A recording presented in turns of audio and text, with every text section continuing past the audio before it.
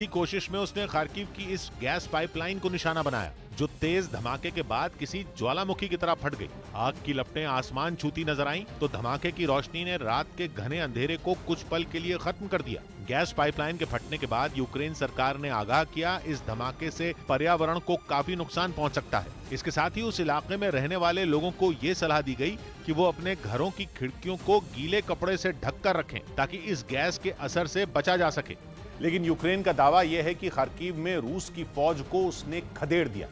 Ukraine में जंग की शुरुआत के साथ ही रूस के सैनिक खार्किव में दाखिल हुए थे और रूस की फौज के हमले का सबसे पहला केंद्र खार्किव ही बना था। यूक्रेन की सरकार ने युद्ध के चौथे दिन खार्किव से जुड़ा एक वीडियो जारी किया और दावा किया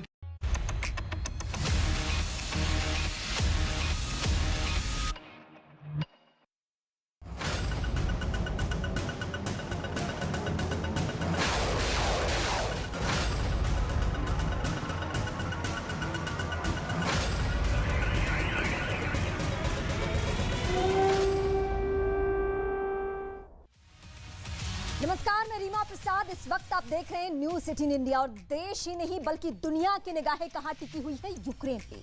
उस यूक्रेन पे जिसको लेकर उम्मीद ये की जा रही है कि शायद शांति बहाल हो, लेकिन ऐसा होता हुआ नजर नहीं आ रहा। क्या रूस और यूक्रेन में बातचीत नहीं बनी तो परमाणु युद्ध का खतरा बढ़ जाएगा? क्या दुनिया को 77 साल बाद एक बार फिर परमाणु युद्ध का सामना करना पड़ेगा? तकरीबन 3 घंटे तक बेलारूस में यूक्रेन और रूस की बातचीत चली। बैठक में यूक्रेन ने साफ कर दिया कि युद्ध रुके तभी आगे कुछ बात बन पाएगी। इस बीच पुतिन की परमाणु सेना पूरी तरीके से अलर्ट है। यूक्रेन के अलग अलग शहरों में सिर्फ और सिर्फ यही चीख पुकार मची हुई है। बम धमाके की आवाज देखने को मिल रही है, बड़ी बड़ी इमारतें जल रही है, सब कुछ जमींदोज हो रहा है। जिधर देखिए आग, धुआं और आग के बाद मलबा ही मलबा है। इस बीच रूस लगातार आगे बढ़ने के दावे कर रहा है। रूस का दावा है कि जल्द ही वो यूक्रेन की राजधानी कीव पर कब्जा कर लेगा। रूस यहां तक दावा कर रहा है। लेकिन इस बीच बड़ी खबर, रूस यूक्रेन के बीच बातचीत खत्म हो चुकी है, लेकिन ये बेनतीजा बातचीत रही है। बेलारूस के गोमेल में ये बातचीत हुई और तकरीबन 3 घंटे तक बातचीत चलती रही। इस वक्त की सबसे बड़ी खबर आपके टीवी स्क्रीन पर है। यूक्रेन से रूसी सेना हटाने की मांग की जा रही है और यही शर्त भी रखी गई है। रूस यूक्रेन के बीच बातचीत तो खत्म है, लेकिन किसी समाधान तक नहीं पहुंचा गया, इसलिए क्योंकि यूक्रेन को हर हाल में खुद को, खुद के मुल्क को बचाना है और यही वजह है कि शर्त ये रखी गई। 2 टूक कह दिया गया, बिल्कुल साफ कि ये जो जलती हुई तस्वीरें हैं, पहले रूस इसे रोके। ये जो गुबार है, ये धुएं का गुबार है, सबसे पहले इसे रोका जाए। ये जो गोला बारूद दागे जा रहे हैं, सबसे पहले इसे रोका जाए। ये जो चीख पुकार की स्थिति है पूरे शहर में, यूक्रेन के हर शहर में, सबसे पहले इस पे पाबंदी लगे, उसके बाद इस बातचीत का असर होगा। लेकिन आज पूरे दिन क्या क्या हलचल, किस तरीके से दुनिया को उम्मीद थी, ये हम आपको बताते हैं। 5वें दिन में यूक्रेन पर रूस की भीषण बमबारी जारी रही। ये एक एक करके तस्वीरें हम आपको दिखाएंगे। रूस के 5300 सैनिकों को मारने का दावा यूक्रेन ने किया, ये आज ही दावा किया गया। यूक्रेन ने रूस के 191 टैंक तबाह कर दिए हैं, ये भी दावा है यूक्रेनी सेना का। रूस के 29 हेलीकॉप्टर भी गिराए गए हैं। यूक्रेनी सेना का दावा ये भी है कि हम उस तरीके से युद्ध के मैदान में डटे हुए हैं। ये बड़ी बातें पिछले 24 घंटे की स्थिति के बारे में हम आपको बता रहे हैं और फिर हम आपको ये तस्वीर दिखा रहे हैं। ये तस्वीर ये हम आपको बता रहे हैं कि रूस की अगली तैयारी क्या है। रूस की अगली तैयारी इसी तरीके से है, बॉम्ब बरसाने की इसी तरीके से है कि वो तबाह करे। किसको तबाह करना है? यूक्रेन के हर हिस्से को तबाही मचाए और तब तक गोले बारूद बरसाए, तब तक गोले बारूद दागे, जब तक कि यूक्रेन बातचीत के टेबल पे पहुंचकर ये ना कह दे कि हम आपकी सारी शर्तें मानते हैं, हाँ हम नेटो से संबंध खत्म करते हैं, हाँ पश्चिमी देशों के प्रभाव में हम नहीं आएंगे। इसी को लेकर ये कोशिश हो रही है। ये 2 तस्वीरें आपके टीवी स्क्रीन पर, ये 2 तस्वीरें क्या बयां कर रही है? यूक्रेन की सेना के टैंक और दूसरी तस्वीर है यूक्रेन का मिसाइल दस्ता। यानी यूक्रेनी सेना एक कदम भी पीछे हटने को तैयार नहीं है। उनकी जितनी ताकत है यूक्रेनी सेना की, यूक्रेनी नागरिकों की, यूक्रेनी राष्ट्रपति की, वो पूरी ताकत के साथ यहां पे लगे हुए हैं।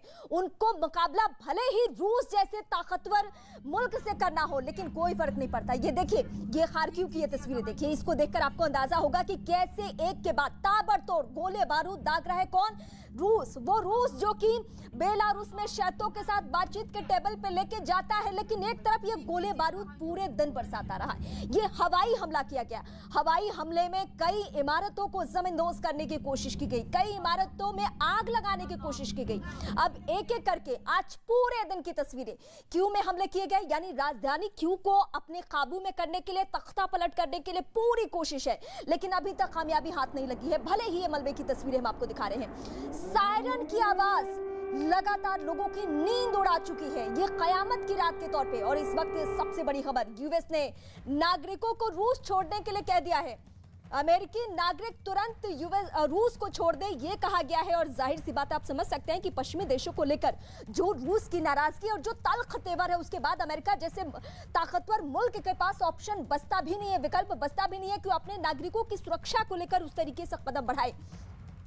तो इस वक्त बड़ी तस्वीर आपके टीवी स्क्रीन पर, बड़ी बातें आपकी टीवी स्क्रीन पर, क्योंकि अमेरिकी नागरिक तुरंत अगर रूस नहीं छोड़ते हैं, हो सकता है कि रूस इन नागरिकों को नुकसान पहुंचाए, क्योंकि इसे मालूम है उसको सबसे ज्यादा परेशानी नेटो से है, उसको सबसे ज्यादा पश्चिमी देशों से परेशानी है। और यही पश्चिमी देशों का प्रभाव अगर यूक्रेनी राष्ट्रपति पे पड़ रहा था, यूक्रेन पे पड़ रहा था, तो ये नागवार गुजर रहा था किसको? पुतिन को। ये अब 4 तस्वीरें आपकी टीवी स्क्रीन पर। जोटोमर, यूक्रेन का वो हिस्सा जहां पे आज खूब तबाही मचाई गई।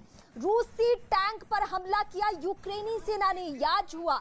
यूक्रेन पर आरोप क्या लग रहा है कि यूक्रेन ने रासायनिक हथियार का इस्तेमाल किया, रासायनिक पदार्थ का इस्तेमाल किया, वो जो कि फास्फोरस प्रतिबंधित है, ये आरोप लगा। इसके अलावा ये एक तस्वीर, ये तस्वीरें देखें, युद्ध के माहौल में कैसे लोग जी रहे हैं, कैसे जीने को मजबूर है। कुछ लोग तो बेघर हो चुके हैं, ऐसे लोगों की संख्या 1-2 नहीं, लाखों है।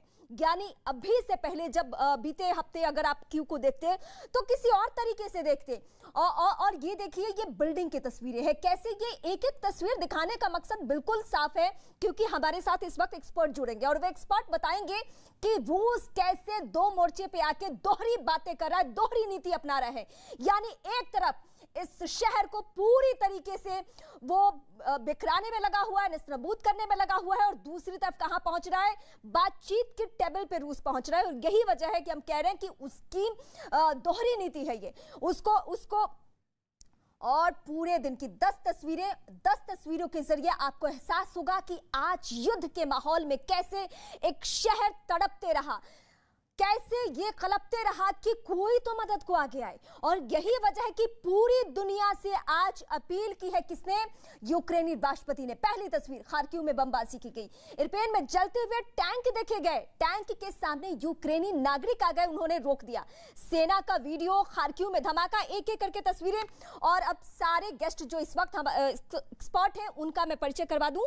लेफ्टिनेंट जनरल शंकर प्रसाद जो कि पूर्व डीजी है, आपका बहुत स्वागत है। एम्बेसडर दीपक वोहरा, पूर्व राजनयिक, आपका भी सर बहुत स्वागत है। मेजर जनरल AK सिवाच, रक्षा विशेषज्ञ, सर आपका बहुत स्वागत है। जनरल VP मलिक, सर आपका भी बहुत स्वागत है। सबसे पहले सर मैं VP मलिक आपके पास आती हूँ। मलिक सर, मुझे आपसे ये तस्वीरें दिखाने के साथ साथ दुनिया को भी यही समझना है और मुझे भी यही समझना है कि रूस की कौन सी चाल है। हालांकि उसकी चाल से तो बीते 5 दिन से हम सब वाकिफ हैं, लेकिन फिर भी मुझे जानना है कि एक तरफ एक शहर को, एक पूरे इलाके को, एक पूरे देश को आप जमींदोज करने की तैयारी में, और दूसरी तरफ आप बातचीत का दिखावा कहां कर रहे हो? बैठ के बेलारूस में, वो भी तकरीबन 3 घंटे की बातचीत शर्तों के साथ। नमस्कार। पहले तो कि रूस की जो सेनाएं हैं वो यूक्रेन में चारों तरफ से अभी आ चुकी हैं, 3 तरफ से आ चुकी हैं, और वो कीव के पास भी पहुंच गई हैं, और जो बाकी बड़े बड़े शहर हैं, खासकर खार्किव वगैरह, तो उसको भी सराउंड कर लिया है। स्ट्रैटेजी में कहा जाता है कि it is better to attack the enemy's mind than to attack the enemy's 45 positions. और जो भी उनके बड़े शहर हैं उसके अंदर उनको बहुत रेजिस्टेंस मिलेगी, क्योंकि बिल्टअप एरिया है, और यूक्रेन की जो फौजें हैं और उनके जो नागरिक हैं वो डटे हुए हैं। तो रूस के सेनाओं को मालूम है कि अगर वो शहरों के अंदर गए तो उनको बहुत नुकसान उठाना पड़ेगा। और दूसरी बात यह है कि हो सकता है कि उनकी अपनी पूरी तैयारी नहीं हो शहरों के अंदर जाने के लिए, तो इसलिए वो लोग बातचीत करना चाहते हैं। और इंटरनेशनल ओपिनियन भी यही है कि इस वक्त वो बातचीत करें, तो वो भी दबाव उनके ऊपर चल रहा है। तो इसलिए वो इस वक्त ऐसी नीति निभा रहे हैं कि वो तैयारी भी कर रहे हैं शहरों के अंदर जाने की और साथ में बातचीत भी कर रही हैं। सर, और इसका मतलब ये नहीं, मैं आपसे समझूंगी, माफी के साथ इस वक्त मैं रोक रही हूं क्योंकि और भी हमारे गेस्ट हैं, उनके पास भी हम जाते हैं, लेकिन एक बार फिर मैं तस्वीरें ब्रीफ कर दूं, फिर मैं जनरल शंकर प्रसाद के पास जाऊंगी। ये तस्वीरें आप एक बार फिर टीवी स्क्रीन पर देखिए, ये तस्वीरें ही वो युद्ध की कहानी है। और इस बीच बड़ी खबर, यूक्रेन मामले पर पीएम की बड़ी बैठक के जरिए ये तय होगा कि यूक्रेन को लेकर क्या स्टैंड लिया जाए, रूस को लेकर क्या स्टैंड लिया जाए, और जो भारतीय छात्र फंसे हैं उनको लेकर क्या कदम उठाए जाए। और 24 घंटे में, पिछले तकरीबन 24 घंटे में पीएम की हाई लेवल तीसरी बैठक है, यानी पूरी संजीदगी भारतीय नागरिकों को लेकर, भारतीय छात्रों को लेकर। और जाहिर सी बात है कि भारत की छवि अंतर्राष्ट्रीय मंच पर इस तरीके की रही है कि कहीं भी कोई बात हो तो भारत का ओपिनियन बहुत मायने रखता है, भारत का हस्तक्षेप बहुत मायने रखता है। और यही वजह है कि दोनों ही स्तर पे ये बातचीत बहुत जरूरी है। पीएम अपनी टीम के साथ लगातार युद्ध स्तर पे बातचीत कर रहे हैं और बातचीत बहुत जरूरी भी है। आज बातचीत और इस बैठक का ही नतीजा है कि एक दो नहीं बल्कि 4 केंद्रीय मंत्री सीधे कहां रवाना हुए हैं, पड़ोसी यूक्रेन के जो पड़ोसी सटे हुए सीमाओं पर जो मुल्क है वहां पे पहुंचे हुए हैं। तो ये बड़ी बातें तो हम दिखाई रहे हैं, साथ साथ तस्वीरें भी दिखा रहे हैं। Lieutenant general Shankar Prasad sir, पूर्व डीजी हैं शंकर प्रसाद सर, मुझे ये तस्वीरें दिखाने के साथ साथ ये जो अब परमाणु हमले की तैयारी हो रही है, क्या ये गीदड़ भक्की है सिर्फ रूस की?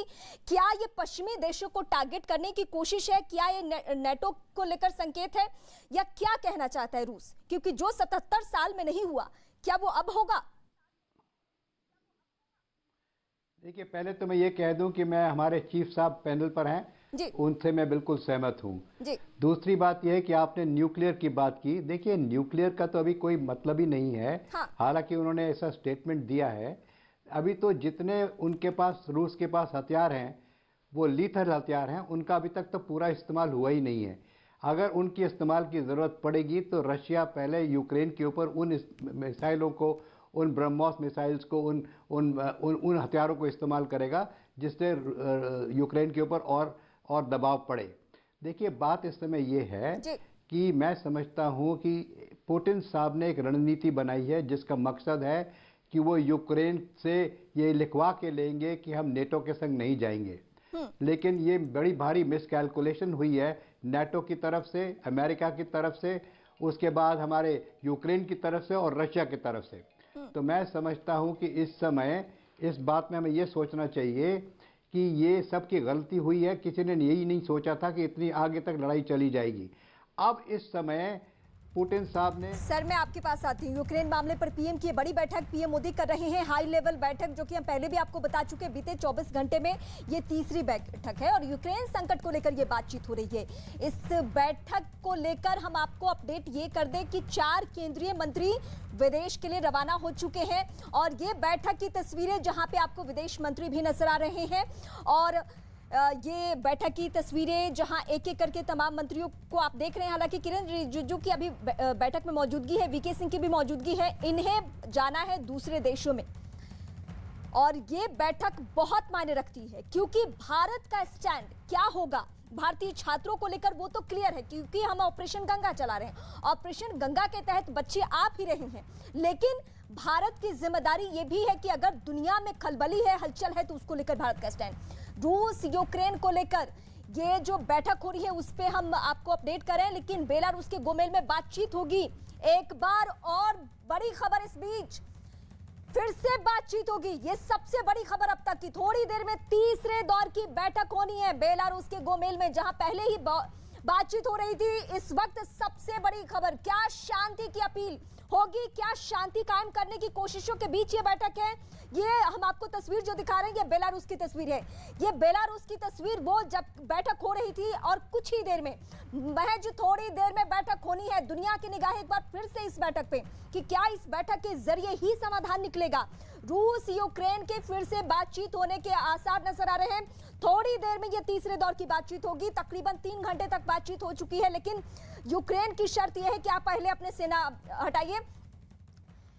ये दो तस्वीर हम आपको दिखा रहे हैं, एक भारत की तस्वीर है, दूसरी बेलारूस की तस्वीर है। बेलारूस की तस्वीर इस लिहाज से क्योंकि वहां पे तीसरे दौर की बैठक होनी है, कुछ ही देर में यह बैठक शुरू हो जाएगी। दूसरी तस्वीर भारत की है, भारत में ये केंद्रीय मंत्री और विशेष चेहरों की मौजूदगी में पीएम की बैठक चल रही है, क्योंकि स्टैंड लेना बहुत जरूरी है। तो एक एक करके तस्वीर इस वक्त हम आपको दिखा रहे हैं और एक बड़ा पैनल हमारे साथ जुड़ा हुआ है।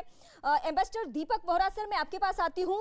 ये अब बातचीत होने लगी, इस बीच बड़ी ब्रेकिंग इस वक्त हम दर्शकों को सर ये अपडेट कर रहे हैं कि अब तीसरे दौर की बातचीत होने वाली है बेलारूस में।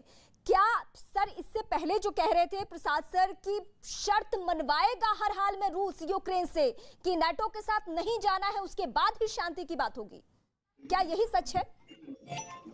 आपका आभारी हूं कि आपने ये मौका दिया है मुझे आपके प्रोग्राम में शरीक होने का, आपसे सीखने का, और बाकी जो इतने सारे विशेष मेहमान हैं आपके, उनसे भी सीखने का। सबसे पहले तो जनरल साहब, जनरल बीपी मलिक साहब, you are an outstanding Indian. पूरा भारत आप पे नाज करता है sir. Thank you very much कि आपने मुझे मौका दिया कि आपके साथ पैनल पे रहूं। मैम, आपका सवाल ये है इस समय आपकी अब क्या होने वाला। आप विजुअल, जो मेरे पास टीवी सेट नहीं है जहां पे मैं हूँ, कंप्यूटर के जरिए आपसे बात कर रहा हूँ। ये बैकग्राउंड देख पा रही है, वर्चुअल बैकग्राउंड, ये हिरोशिमा है आफ्टर द बॉम्ब, और उस बॉम्ब का नाम था लिटिल बॉय। और आज का जो बिग बॉय जिसकी आप बातचीत कर रहे हैं, 2000, 10,000, 20,000 गुना उससे ज्यादा शक्तिशाली है जी। अब बातचीत जो हो रही है, जैसा जनरल साहब ने भी कहा, जनरल शंकर प्रसाद ने भी कहा, और कोई चारा नहीं है मैम। प्लीज, ये जो मैं कई चैनल्स पे सुन रहा हूं कि दिस टॉक की न्यूक्लियर जंग होगा, एरेंट नॉनसेंस। उनसे कहिए जो लोग ये बातें करते हैं, आप तो उम्र में बहुत छोटी हैं मैम, ये फिल्म देखिए प्लैनेट ऑफ द एप्स, आपकी धरती का वो हाल होगा। प्लैनेट ऑफ द एप्स, सिर्फ ये जानवर जो हैं, ये बंदर जो एप्स, जो भी उसका हिंदी का शब्द है, वो रह जाएंगे।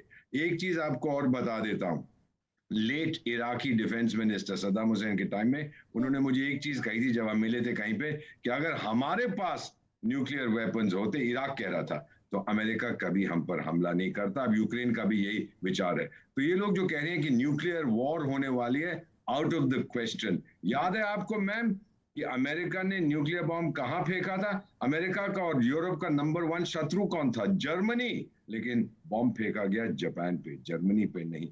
इसके बहुत मायने हैं। Europe does not understand, NATO फेटो के लोग नहीं समझते कि न्यूक्लियर वॉर अगर हो गई तो क्या होगा। दोनों पक्ष, जैसा जनरल साहब ने बताया, जनरल शंकर प्रसाद ने, मैक्सिमलिस्ट पोजीशन ले रहे हैं। ये हम भी करते हैं नेगोशिएशन में, भाई मुझे चांद भी चाहिए, सूरज भी चाहिए, तारे भी चाहिए, सब कुछ चाहिए, फिर बाद में हम रियलिस्टिक हो जाए। अब तीसरा दौर जो शुरू हो रहा है बातचीत का, उसके मायने ये साफ हैं कि इन दोनों पक्षों में, रूस एंड यूक्रेन, इन दोनों में से कोई नहीं चाहता कि ये जंग चलता जाए, क्योंकि बर्बादी कहां हो रही है? यूक्रेन में हो रही है। नुकसान किसका हो रहा है? यूक्रेनी लोगों का। फाइनली जाते वक्त इतना कहना चाहता हूं कि रूसी और यूक्रेनी एक दूसरे को पूरी तरह समझते हैं। सोवियत संघ की जब स्थापना हुई थी 1921 में, 3 देशों ने हस्ताक्षर किए थे, रशिया, यूक्रेन, बेलारूस। जब टूटा था यही 3 देश।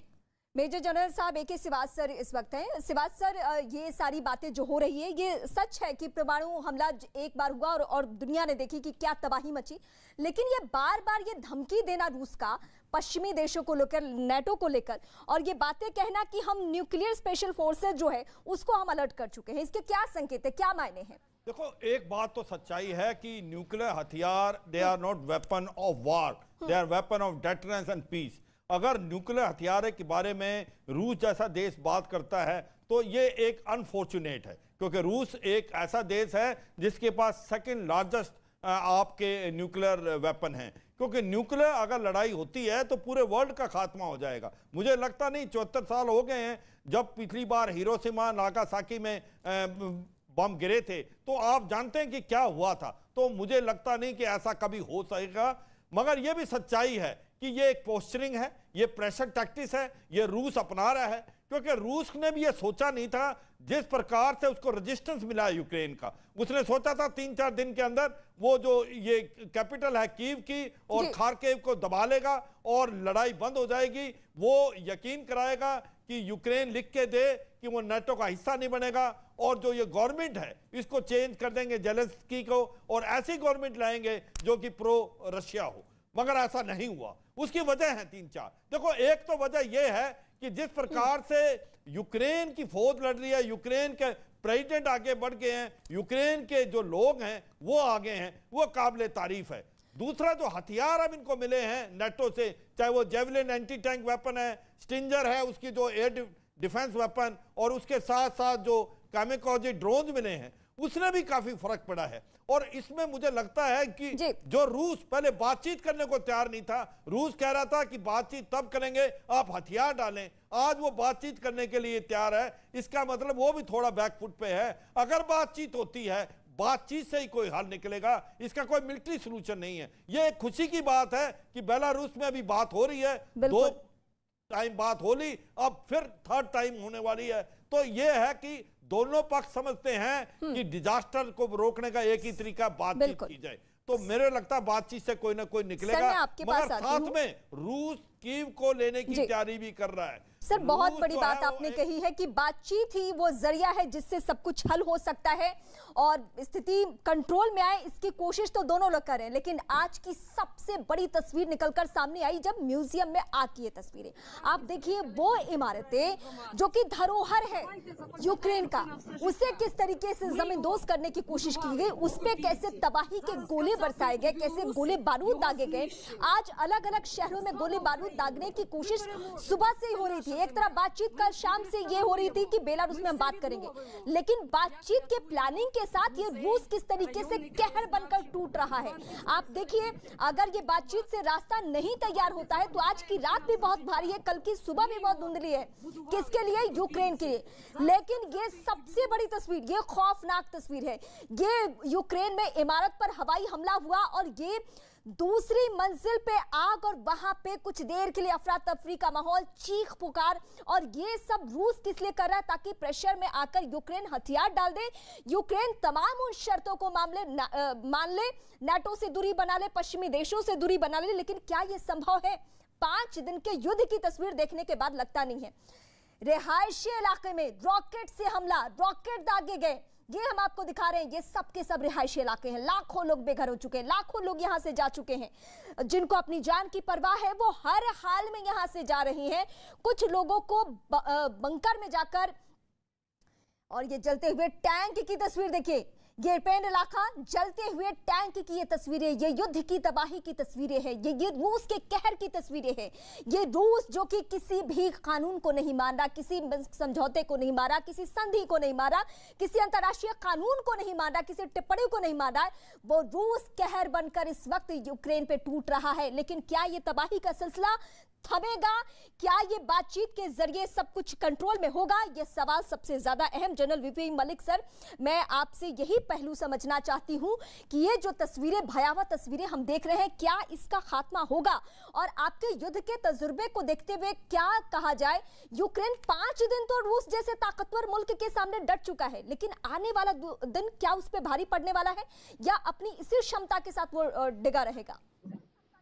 देखिए, जो नुकसान यूक्रेन में हो रहा है माल जान का और पूरे देश का, उसके लिए मैं समझता हूँ कि सबको बहुत अफसोस है इस बात का। और जितनी देर लड़ाई चलती रहेगी तब तक उनको और भी नुकसान उठाना पड़ेगा। लेकिन उसका रास्ता, जैसे पहले भी हमारे मेरे कोलीग बता रहे हैं, उसका रास्ता सिर्फ एक ही है और वो है बातचीत। और वो बातचीत तब तक जानी चाहिए जब तक ये कोई कम से कम सीज फायर नहीं होता है। तो ये जो दौर चल रहे हैं बातचीत के, वो मैं समझता हूँ वो यूक्रेन के इंटरेस्ट में है, पूरी इंटरनेशनल कम्युनिटी के इंटरेस्ट में है और सब लोगों की इंटरेस्ट में है। लेकिन उस बातचीत कब तक चलेगी, तब तक मैं समझता हूँ कि रूस जो है वो अपनी कार्रवाई कम नहीं करेगा। हाँ। वो उसकी कार्रवाई चलती रहेगी और वो नुकसान जो है यूक्रेन में और उनके लोगों को उठाना पड़ेगा। अब जो बातचीत चल रही है उसका फायदा आखिर में यूक्रेन को तो होगा ही। मैं समझता हूँ कि बाकी इंटरनेशनल कम्युनिटी के लिए भी ठीक हो, लेकिन युद्ध के लिहाज से अगर देखा जाए तो वो मैं समझता हूँ कि उसका नुकसान रूस को उठाना पड़ेगा, क्योंकि अब इसके बाद वो नई ज़ेलेंस्की सरकार को नहीं हटा पाएंगे। ज़ेलेंस्की सरकार वहां पर चलती रहेगी और जो उन्होंने इरादा बनाया था, पॉलिटिकल इरादा बनाया था कॉन्स्टिट्यूशन वहां का बदलने का और उस सरकार को बदलने का, अब मैं समझता हूं कि वो उनके लिए बहुत ही ये बात मुश्किल हो गई है। सर मैं आपके पास आती हूँ, Shankar Prasad sir, lieutenant general sir, मुझे आपसे भी यही पहलू समझना है कि ये 5 दिन तो गुजर गया, 5 दिन तो किसी भी तरीके से यूक्रेनी सेना ने, यूक्रेनी नागरिकों ने तबाही होती रही, लेकिन फिर भी डटकर मुकाबला किया। लेकिन रूस तो नहीं मानेगा, रूस की शर्तें अगर नहीं मानता है यूक्रेन, तो वो तो हर हाल में ये गोले बारूद दागता रहेगा। इसका अंत क्या है, कहां जाकर ये सिलसिला खत्म होने वाला है? इसका अंत सिर्फ 2 व्यक्तियों के हाथ में है, एक तो है अमेरिका, एक है नाटो फोर्सेस। अगर नाटो फोर्सेस और अमेरिका ये समझ लें कि they are fully responsible for all this what is happening in Ukraine, वो बाहर से इनको बढ़ोतरी देते चले जा रहे हैं, सामान देते हैं, लेकिन मर रहे हैं वहाँ पे यूक्रेनियंस, मर रहे हैं वहाँ के सैनिक, मर रहे हैं वहाँ की सिविल पॉपुलेशन, डिस्ट्रॉय हो रही है वहाँ की इमारतें, इतनी ब्यूटीफुल इमारतें। तो इस अगर टॉक को सक्सेसफुल होना, these talks have to be successful, then the senior powers, the Americans and the NATO must tell and must intervene now in the talks rather than giving them weapons all the time. So आप मेरे समझ से ये है कि अगर इनकी बातचीत फिर फेल हो गई तो ये युद्ध चलता रहेगा जब तक ये पुतिन साहब का ऑब्जेक्टिव कंप्लीट नहीं होता। और इसमें चाहे कुछ ना भी समय लग जाए, 1 हफ्ता लग जाए, 4 दिन लग जाए, जितना भी लगे, पुतिन साहब तो वापस जाने वाले नहीं है। उनकी जो पर्सनैलिटी है, उनकी जो बनावट है, वो यही दिखाती है कि वो अब नहीं जाएंगे वापस। तो इस समय जबकि न्यूक्लियर की भी थ्रेट आ गई है, सारे वर्ल्ड के अंदर एक खलबली मच गई है, स्टॉक मार्केट डाउन हो गए हैं, करेंसी डाउन हो गई है, दुनिया भर में पेट्रोल के दाम बढ़ रहे हैं, भारत पर भी इसका असर पड़ेगा। तो मेरी तो राय ये है कि अगर जब तक इस समय America, NATO forces can play a very major role in the success और in the failure of the stocks. अगर ये जाके नाटो इस वक्त यूक्रेन से कहते हैं कि ठीक है इस समय आप सीज फायर मान लीजिए, बातचीत और चलेगी, कम से कम जो बर्बादी हो रही है ये तो बंद हो, फिर बातचीत से इस मसले को सुलझाया जाए। और एक किस्म से इस तरह आप जाने की सोचें कि पुतिन साहब ने जो कहा है कि जब तक आप ये बात नहीं मानेंगे कि you will not be admitted into NATO, तब तक नहीं चलेगा। इसकी हिस्टोरिकल बैकग्राउंड भी है। 1994 में जब मेमोरेंडम साइन हुआ बुडापेस्ट में, वहां पर कहा गया था कि Ukraine will not join NATO, उसको रद्द कर दिया गया। उसके बाद 1998 में पुतिन ने फिर कहा कि ये नाटो आगे कौन बढ़ रहा है। और एक लफ्ज में और आपको बताना चाहता हूं, बड़ा जरूरी है कि यूक्रेन का रशियन में मतलब क्या है। What is the meaning of the word Ukraine in Russian language? Ukraine in Russian language means border. तो that means Ukraine is a border of Russia. अगर बॉर्डर के अंदर नाटो फोर्सेज आती हैं, they get closer to Russia and Russia would not accept this. तो Russia तो किसी हालत में ये नहीं मानेगा। रशिया तो यहाँ तक ये तक कहता है कि नाटो का मकसद ही नहीं है कुछ, NATO must disband itself. President Trump ने भी ये कहा था कि हम NATO has no meaning, I am reducing the grant to NATO. उसने नाटो की जो ग्रांट होती है उसको कम कर दिया था। तो इस समय अगर वर्ल्ड को इस्तेमाल करना है फॉर डेवलपमेंट, वर्ल्ड को अगर ये सोचना है कि we want economic independence and economic development and the betterment of human kind and man kind, then this war must be stopped. And this war can only be stopped if Americans and the NATO countries support these talks for a ceasefire and further discussion. अगर आज इसका फैसला नहीं होता है तो और मारामारी होगी, और डिस्ट्रक्शन होगा, और बर्बादी होगी। बिल्कुल सर, इसीलिए हम कह रहे हैं कि आज तबाही की रात है, क्योंकि रूस के जो तेवर हैं और जो तल्ख रवैया है उसको देखकर लगता नहीं है कि कुछ संभव है। रूस के पास सबसे ज्यादा हथियार है, परमाणु हथियार है, ताकतवर मुल्क है, ये तो हम पहले से ही हम आपको बता रहे हैं। रूस का न्यूक्लियर डेटरेंट फोर्स अलर्ट हो चुका है। ये बड़ी जानकारी, बड़ी बातें हम आपको बता रहे हैं। और इस फोर्स के अलर्ट होने से खतरा पहले की तुलना में ज्यादा बढ़ चुका है। यही वजह है कि आज पश्चिमी देशों के रुख में भी बदलाव देखने को मिला। नाटो के रवैये से पुतिन बेहद नाराज हैं, शुरुआती वक्त से नाराज हैं। पूरे फसाद की जड़ यही है और यही हमारे एक्सपर्ट्स भी बता रहे हैं जो इस वक्त पैनल में भी है।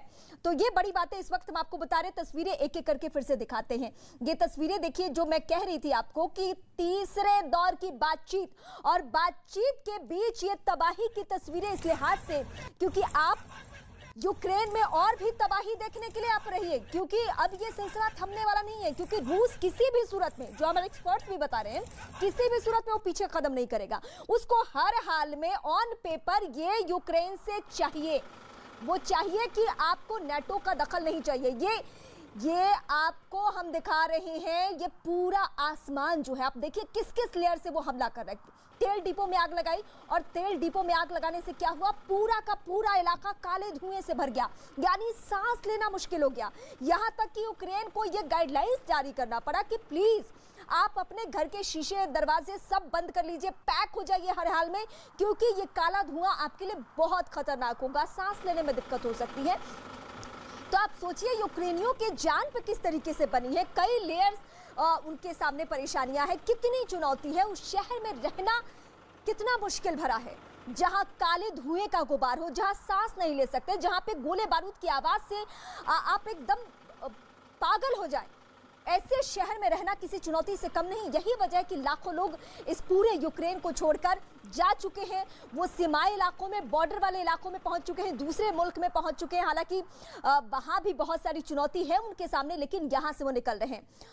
और दो चेहरे, ये पुतिन का चेहरा और जेलेंस्की जो कि यूक्रेनी राष्ट्रपति हैं, इन दो चेहरे के विवाद की वजह से पूरा का पूरा यूक्रेन चल रहा है, पूरे मलबे में तब्दील करने की कोशिश कर रहे हैं पुतिन। हालांकि उनकी एक ही जिद है, और जैसा कि हमारे एक्सपर्ट बता रहे हैं कि अगर पश्चिमी देशों ने बीच बचाव नहीं किया, उस तरीके से पुतिन की शर्तें नहीं मानी गई, तो और भी तबाही के लिए तैयार रहना होगा। ये आज की रात कोई आम रात नहीं है, ये काली रात है, ये भयावह रात है, क्योंकि बातचीत का टेबल अभी भी तैयार है, बातचीत अभी भी हो रही है, 8:31 हो रहा है। हो सकता है कि आने वाले वक्त में हमें अब तबाही की और तस्वीरें देखने को मिले। ये म्यूजियम में आग की तस्वीरें, एक एक करके हम तस्वीरें आपको दिखा रहे हैं। ये तस्वीरें इसलिए भी खास है ताकि आपको पता चल सके कि क्या रूस का स्टैंड है, रूस किस तरीके से डरा रहा है। और ये सिर्फ यूक्रेन पे नहीं गोले दाग रहा है, वो गोले दाग रहा है तमाम उन देशों पे जो कि सपोर्ट में खड़े होना चाहते हैं। वो ये संकेत जो कह रहा है। ये दो तस्वीरें इस वक्त आपके टीवी स्क्रीन में, पहली तस्वीर जिसके वजह से लोगों की परेशानी सांसों पे सीधे सीधे बनाई है। दूसरी तस्वीर क्या है, एक इमारत को जमींदोज करने की कोशिश, एक एक करके हवाई हमले किए गए, गोले बारूद दागे गए। ये तबाही की रात है और ये पूरे दिन जो हलचल मचा रहा। एक तरफ बेलारूस में बातचीत, शॉपिंग सेंटर तक में आग, हर जगह जहां पे सेना पहुंचे, जहां भी यूक्रेनी सेना नहीं रोक पाई इन्हें, वहां तबाही, वहां गोले बारूद। पूरा का पूरा इलाका किस तरीके से मलबे में तब्दील होते जा रहा है, ये हम आपको दिखा रहे हैं। और इस वक्त AK सिवास सर इस वक्त हमारे साथ हैं। सिवास सर, ये तस्वीरें तो हम बार बार अपने दर्शकों को दिखा रहे हैं, लेकिन सर ने कहा, प्रसाद सर ने ये कहा था कि पश्चिमी देश नेटो अगर इस तरीके से दखल नहीं देते हैं तो ये सिलसिला नहीं खत्म होने वाला है। ये शर्त हर हाल में रूस मनवा के रहेगा, उसको ऑन पेपर चाहिए। लेकिन क्या यूक्रेन ये तबाही की तस्वीरें देखने के बाद ऑन पेपर देने के लिए तैयार होगा? देखो, एक बात तो माननी पड़ेगी, ये लड़ाई होती ही नहीं। हाँ। अगर नेटो कंट्री जो हैं, यूरोप कंट्री, ये विश्वास दिला देती रूस को कि यूक्रेन नेटो का हिस्सा नहीं बनेगा, या जेलेंस्की कुछ विश्वास दिला देते पुतिन को, तो लड़ाई की जड़ तो यही है, क्योंकि रूस नहीं चाहता कि यूक्रेन नेटो का हिस्सा बने और नेटो की फोर्स रूस के बिल्कुल नजदीक आ जाए। तो ये तो एक उनकी रेड लाइन है। और दूसरी जो रेड लाइन है, उनका पॉलिटिकल एम है कि जेलेंस्की की जो गवर्नमेंट है उसको गिराना और ऐसी गवर्नमेंट लाना जो कि प्रो रशिया हो। ये दो बातें वो करना चाहता रूस, अभी पुतिन। और उसके बाद मुझे नहीं लगता वो रहना चाहेंगे, वो रूस से जो यूक्रेन से निकलना चाहेंगे, क्योंकि यूक्रेन की जो पॉपुलेशन है वो ज्यादा इसके पक्ष में नहीं है, वो अब अगेंस्ट खड़ी होगी है पूरे रूस के साथ। मगर ये सच्चाई है दो बातें, कि जो सोचा था पुतिन ने कि ये जो कार्रवाई होगी बड़ी आसानी से पूरी कर लेगा, 3 प्रोंग अटैक किया उसने, बेलारूस से, नॉर्थ से, ईस्ट से, डोनाबास से और क्रीमिया से, साउथ से। और सबसे पहले उन्होंने एयर डिफेंस सिस्टम इसका बर्बाद किया। हाँ। और हाइब्रिड वार से इनके इलेक्ट्रॉनिक सिस्टम जैम कर दिए, एयरफील्ड को जो है एक प्रकार से अपने कंट्रोल में ले लिया। और उसके बाद टैंकों और जो आपके अटैक कैप्टर की मदद से उन्होंने घेरा डाला कीव और खार्किव। उन्होंने सोचा था कि हो सकता है अगले 24 से 48 घंटे में कीव और खार्किव गिर जाएगा, मगर कीव नहीं गिरा। और कीव नहीं गिरने की वजह है कि इतना आसान नहीं है। और अब कुछ तख्ता बदल रहा है कि जैसे जैसे कीव नहीं गिरेगा, it will be advantage to Ukraine, disadvantage to Putin, because उसकी छवि में फर्क पड़ रहा है। हो क्या रहा है, जो स्टिंगर मिसाइलें दी हैं नेटो ने और यूरोप कंट्रियों ने, प्लस जो आपकी जेवलिन एंटी टैंक दी हैं, प्लस वो जो केमिकल ड्रोन दिए हैं, उसका भी बड़ा इंपैक्ट हो रहा है। तो मतलब यह है कि ये बातचीत हो रही है, ये बातचीत किसी नतीजे में पहुंचनी चाहिए, मगर यह भी सच है कि बातचीत तो कर रहा है रूस, मगर तैयारी कर रहा है वो अटैक करने की। आपके पास जरा दर्शकों को हम दिखा दे तबाही की ये तस्वीरें, हम जरा दिखा दे, एक बार फिर दिखा दे, उसके बाद मैं दीपक वोहरा सर के पास जाऊंगी। ये तबाही की तस्वीरें इस तरीके से कि आप देखिए पूरे दिन रूस ने क्या किया, पूरे दिन गोले बारूद दागता रहा, अलग अलग इलाकों में गोले बारूद। सुबह की शुरुआत के साथ ही हम अपने दर्शकों को यह अपडेट कर चुके थे कि वो कहां कहां तबाही मचाने वाला था, क्योंकि उसके टारगेट क्लियर थे। म्यूजियम में आग, खार्किव में तबाही, शॉपिंग सेंटर में आग, चर्निव में भयंकर हमला, इरपिन में तबाही, ऑयल डिपो में आग। ये सुबह से लेकर अभी तक की तस्वीरें, और बीते 5 दिन की अगर तस्वीरें अगर हम आपको दिखा दें तो रूह कांप जाए। युद्ध की ऐसी तस्वीर जो बीते कई दशकों में लोगों ने देखी नहीं है। इस तरीके से तबाही उस मुल्क के सामने, वो यूक्रेन जो कि हथियार नहीं डाल रहा है। और मैं तो बार बार दीपक वोहरा सर जो कि पूर्व राजनयिक है, मैं आपसे सर ये समझूंगी, हालांकि उससे पहले जरा दर्शकों को फिर ये हम तस्वीरें दिखा दे एक एक करके। ये पूरे युद्ध की बयां करने वाली तस्वीर है, ये तबाही की वो तस्वीर है जिसको आने वाली जब पीढ़ियां देखेगी तो उसके भी रोंगटे खड़े हो जाएंगे कि वर्चस्व की लड़ाई में दो मुल्क इस तरीके से भिड़े। हालांकि एक मुल्क ही इसमें ज्यादा ताकतवर है, एक तो खुद के बचाव में ही लगा हुआ है। हालांकि वो किस हद तक अपने मुल्क को बचा रहा है ये भी स्वर्णिम अक्षरों में लिखा जाएगा, इसलिए क्योंकि उसकी रूस के सामने ताकत नहीं है, लेकिन फिर भी वो लड़ रहा है। ये तस्वीर आप देख रहे हैं। एम्बेसडर दीपक वोहरा सर, मुझे आपसे ये समझना है कि ये तो तस्वीर बिल्कुल साफ है कि रूस ये तबाही मचाना बिल्कुल नहीं छोड़ने वाला है, लेकिन क्या ये हम कह सकते हैं कि वो सिर्फ यूक्रेन पे गोले बारूद नहीं दाग रहा, बल्कि अपनी ताकत वो दुनिया को दिखा रहा है, उन तमाम मुल्कों को दिखा रहा है कि अगर आपने आंख उठाई मेरे तरफ, अगर आपने मेरे फैसले को गलत ठहराया तो मैं यही तबाही मचाऊंगा। आपका सवाल बहुत ही होशियार सवाल है जो आपने पूछा। जवाब देने से पहले शंकर प्रसाद जी ने भी बताया कि उक्राइना का मतलब स्लाविक भाषा में होता है बॉर्डरलैंड। एक चीज आपको और बता देता हूं, आपने व्लादिमीर का जिक्र किया ना, 2 व्लादिमीर इसमें मिले हुए हैं। हाँ। एक वोलोडिमीर, वो भी व्लादिमीर है, ज़ेलेंस्की, एक व्लादिमीर पुतिन। व्लादिमीर का मतलब होता है जिसके पास बहुत शक्ति होती है। एक तीसरा व्लादिमीर भी था जिसकी शैडो हर जगह घूम रहे, उसका नाम था व्लादिमीर इलियच उलियानोव। आप उसको लेनिन के नाम से जानते हैं। और उन्होंने एक चीज कही थी, अगर यूक्रेन चला गया समझ लो रूस का सर कट गया। ये उनकी फीलिंग है, इमोशनल, इसीलिए नहीं जाने देंगे। नेटो वाले ये समझ नहीं पा रहे।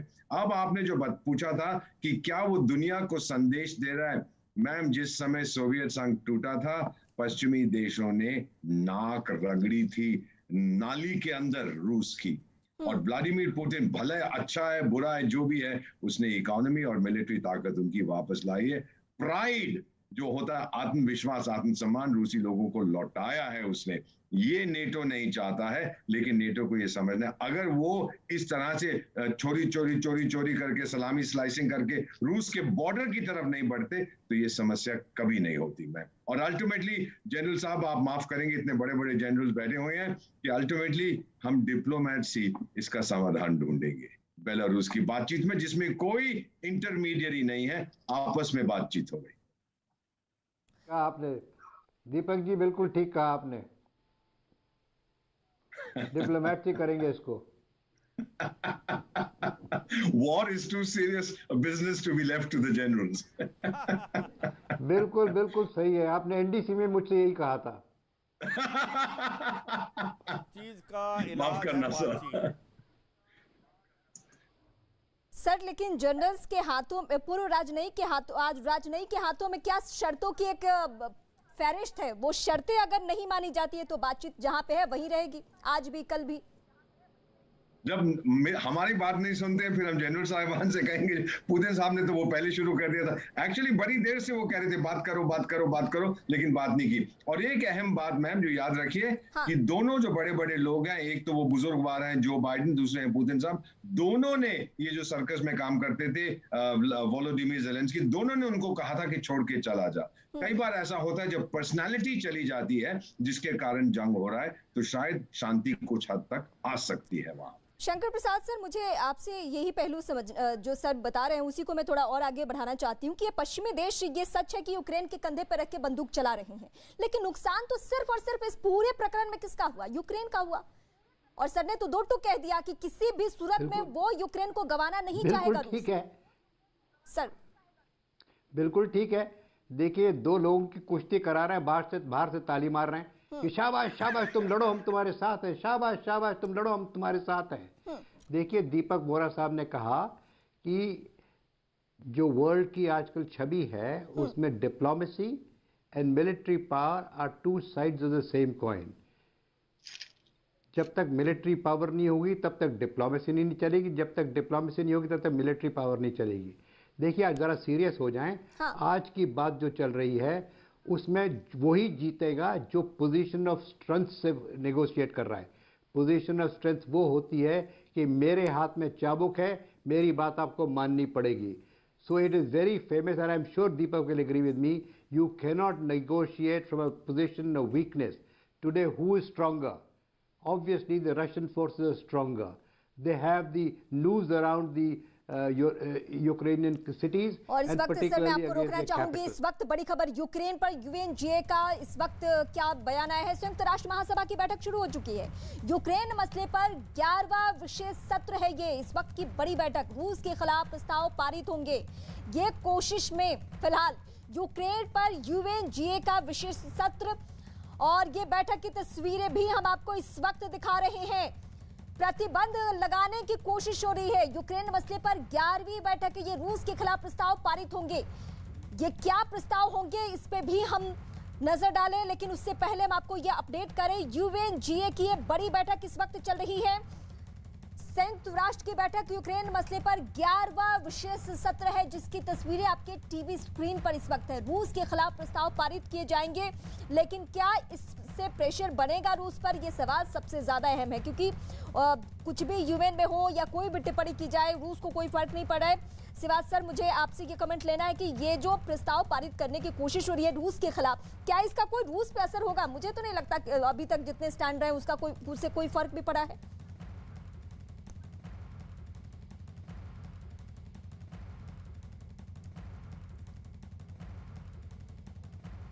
सिवाज सर, आप तक आवाज पहुंच रही है? हाँ, देखो, अच्छा आप मेरे से क्वेश्चन पूछ रहे हो। हाँ, मैं ये कहता हूं, देखो इसके अंदर ये सच्चाई है कि ये जो होगी इसके अंदर रूस है वो वीटो पावर इस्तेमाल करेगा और कुछ देश इसके अगेंस्ट वोट करेंगे। जो कि यूरोप के हैं वो साथ में हैं, वो चाहते हैं कि रूस के ऊपर रिस्ट्रिक्शन लगाई जाए, पर एक जैसे भारत है या चीन है, हो सकता है वो फिर अब्सटेन करें। मगर सच्चाई ये है कि इसका कोई डायरेक्ट इंपैक्ट होने वाला नहीं है। रूस वही करेगा जो कर रहा है। सच्चाई ये भी है कि कहीं ना कहीं बातचीत चल रही है, उसका कोई सोल्यूशन निकलना चाहिए। पर यह भी सच है कि रूस एक तरफ बात के टेबल पर आया है, मगर वो अपनी तैयारी भी पूरी कर रहा है, स्पेशली कीव को गिराने के लिए, क्योंकि कीव एक बहुत बड़ी जड़ है। जो बातचीत हो रही थी, क्या यूक्रेन की गलती है? मुझे लगता है यूक्रेन एक बलि का बकरा बन गया है। ये लड़ाई है अमेरिका और नेटो के और रूस के बीच में, और जो पिस गया है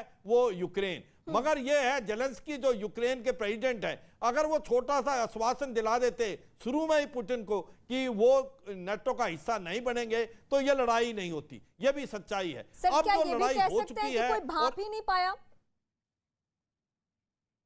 जनरल सिवाज जो कह रहे थे कि लड़ाई रूस और अमेरिका की है। हाँ। अफ्रीका में एक कहावत है, जब हाथी लड़ते हैं नुकसान घास का होता है। बहुत बड़ी बात कही सर आपने। लेकिन इस बीच ये दो तस्वीरें हम जो दिखा रहे हैं, यूक्रेन के राष्ट्रपति और रूस के राष्ट्रपति, इन्हीं दोनों की वजह से यूक्रेन जल रहा है इस वक्त। चाहे एक ने शर्त नहीं मानी हो या एक ने शर्त थोपी हो, जो भी सूरत हो, लेकिन इन्हीं दोनों की वजह से ये जो मलबे में तब्दील एक पूरे यूक्रेन, एक पूरे मुल्क की तस्वीरें जो हम आप तक पहुंचा रहे हैं, जहां एक के बाद एक गोले बारूद दागे जा रहे, काले धुएं, जहां सांस लेना भी जिस देश में अब दूभर हो चुका है, वहां की तस्वीरें हम दिखा रहे हैं कि देखिए ये वही दो राष्ट्राध्यक्ष हैं जिनकी वजह से ये सबसे बड़ी चुनौती और सबसे बड़ी परेशानी आ चुकी है। शंकर प्रसाद सर, ये तो बिल्कुल तस्वीर अब साफ है कि ये जिद की लड़ाई है, लेकिन यूक्रेन पिस गया, पश्चिमी देशों को आंख दिखाने की कोशिश में रूस। लेकिन इस सबके बीच हकीकत तो ये है कि ये सिलसिला तो थमना चाहिए, ये रुकना चाहिए। और इसके लिए अगर अभी भी नहीं मानते हैं यूक्रेनी राष्ट्रपति, तो अंजाम तो आने वाले दिनों में और भी बहुत ही भयावह होगा। ये सबको समझना चाहिए, पूरे विश्व के लीडर्स को समझना चाहिए कि इस तबाही को रोकें। ये तबाही बहुत हो रही है 21st सेंचुरी में, इस तबाही का कोई मतलब नहीं है। मैं तो यहाँ तक कहूँगा कि भारत को भी ये कह देना चाहिए क्लियरली कि इस लड़ाई को बंद करें। अगर आपको हमारी ज़रूरत है तो दोनों के डेलीगेशन दिल्ली भेज दीजिए, हम दोनों को यहाँ समझा देते हैं।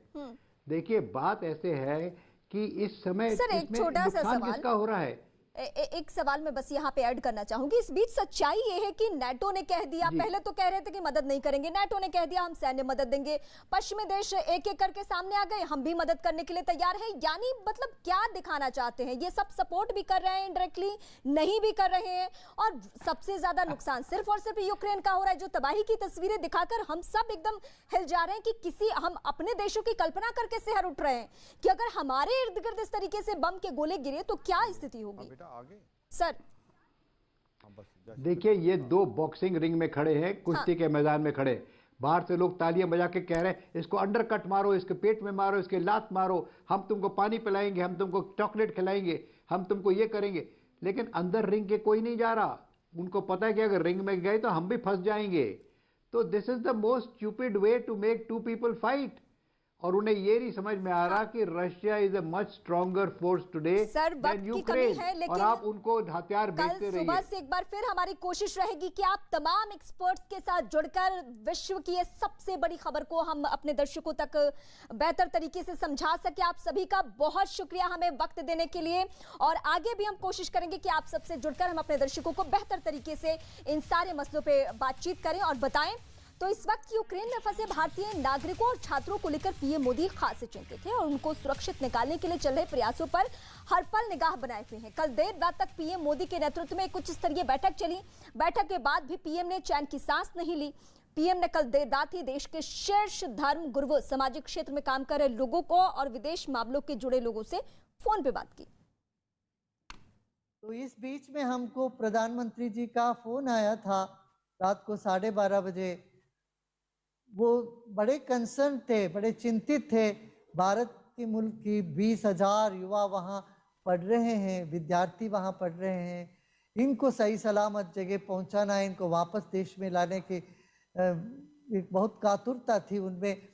सो उस वक्त उन्होंने कहा कि आपके जितने भी ऑर्गेनाइजर्स हैं इन सबको आप कांटेक्ट करिए और उनका संपर्क भी हमें दीजिए ताकि हमारे लोगों को हम उनको बता सकेंगे। फिर तुरंत ही उस काम में 30 किलोमीटर दूर हेनेचेस्क में एक महिला रूस के सैनिक से दो हाथ करने के मूड में दिखी। यूक्रेन की सड़क पर तैनात रूस के उस सैनिक के हाथ में हथियार थे, लेकिन अपनी जान की परवाह किए बगैर वो निडर महिला उसके पास पहुंची और उससे भिड़ गई, जिसे रूस के उस सैनिक ने भी बराबर जवाब दिया। इसके बावजूद वो महिला हिम्मत नहीं हारी और उस पर जमकर अपना गुस्सा उतारा। इस भिड़ंत के दौरान वहां हथियारों से लैस कई रूसी सैनिक मौजूद थे, लेकिन उस महिला ने डटकर उनका सामना किया। यूक्रेन से जंग के बीच परमाणु हमले का खतरा मंडराने लगा है, क्योंकि रूस ने अपनी परमाणु हमले वाली फोर्स को तैयार रहने को कह दिया है। व्लादिमीर पुतिन ने खुलेआम बोल दिया कि उसने अपनी परमाणु हमले वाली फोर्स को हाई अलर्ट कर दिया है। पुतिन ने इस बारे में रूस के रक्षा मंत्री और सेना प्रमुख से बात की है और उनसे कहा है कि वो हमले के लिए तैयार रहें, क्योंकि नाटो देश रूस के खिलाफ आक्रामक बयान दे रहे हैं। पुतिन की इस धमकी के बाद ऐसा लग रहा है कि यूक्रेन के साथ चल रहा युद्ध परमाणु जंग में भी बदल सकता है। यही नहीं, रूस ने यह दावा भी किया कि यूक्रेन की सेना ने उसके खिलाफ ऐसे केमिकल हथियारों का इस्तेमाल किया है जो बैन हो चुके हैं। परमाणु हथियारों के मामले में रूस दुनिया में दूसरे नंबर पर है। मतलब यह कि वो अमेरिका के बाद रूस ही ऐसा देश है जिसके पास परमाणु हथियार की बड़ी खेप है। रूस की इस धमकी के बाद अमेरिका की प्रतिक्रिया भी आ चुकी है। उसने साफ बोल दिया कि रूस की ऐसी कोई हरकत बर्दाश्त नहीं की जाएगी, क्योंकि पुतिन की धमकी उकसाने वाली है। यूक्रेन से युद्ध से पहले ही पुतिन ने कहा था कि रूस दुनिया की सबसे बड़ी परमाणु ताकतों में एक है। ऐसे में किसी को भी इस बात का संदेह नहीं रखना चाहिए कि वो उसके मामले में दखल देगा और उसे इसके नतीजे नहीं भुगतने पड़ेंगे। Высшие должностные лица ведущих стран НАТО допускают и агрессивные высказывания в адрес нашей страны. Поэтому приказываю министру обороны и начальнику генерального штаба перевести силы сдерживания российской армии वहीं रूस के वार से बचने के लिए यूक्रेन के आम लोगों ने ऐसे सिर उठाया कि यूक्रेन के घर घर में पेट्रोल बम बनाने की फैक्ट्री शुरू हो गई है। पुतिन से बदला लेने के लिए यूक्रेन के नागरिकों ने पेट्रोल बमों को अपना हथियार बना लिया है। लोगों के पास गोली बंदूक तो है नहीं, लेकिन इसलिए उन्होंने आग लगाने वाले पेट्रोल बम बनाने शुरू कर दिए हैं। यूक्रेन के एक टीवी चैनल ने तो लोगों को पेट्रोल बम बनाना सिखाने के लिए बाकायदा एक शो तक चला दिया, जिसके बाद खुद यूक्रेन की सेना ने खार्किव प्रांत का एक वीडियो जारी किया। इस वीडियो में सेना की एक बख्तरबंद गाड़ी आग की लपटों में धधकती नजर आई, लेकिन रूस की सेना की गाड़ी का यह हश्र उसके सैनिकों ने नहीं बल्कि यूक्रेन की एक महिला ने कर दिखाया। यूक्रेन की फौज ने दावा किया कि वहां की एक महिला ने पेट्रोल बम से ऐसा हमला किया कि खार्किव की सड़कों पर दौड़ रही रूस की भारी भरकम बख्तरबंद गाड़ी चंद सेकंड में चिता बन गई। खार्किव प्रांत में खार्किव नाम से ही यूक्रेन का दूसरा सबसे बड़ा शहर है, जो कि उसके उत्तर पूर्व में बसा है, यानी वो दिशा जहां यूक्रेन का लंबा बॉर्डर रूस से लगता है। इस शहर में रूस को मुंहतोड़ जवाब देने के लिए यूक्रेन की फौज उससे बीच सड़क पर जंग लड़ रही थी, और फिर यूक्रेन ने दावा किया कि उसकी फौज ने रूस को खार्किव से खदेड़ दिया है। लेकिन पेट्रोल बमों ने सिर्फ खार्किव में ही पुतिन की सेना के पसीने नहीं छोड़ाए। यूक्रेन